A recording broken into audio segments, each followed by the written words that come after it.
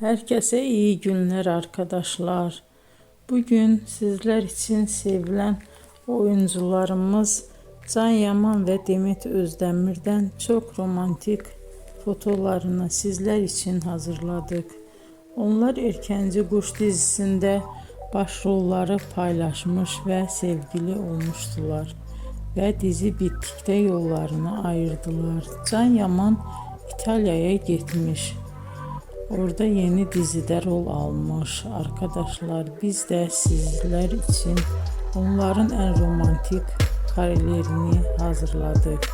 Arkadaşlar kanala abone olup yorum yazsanız, videoları sona kadar izleseniz çok sevinirim.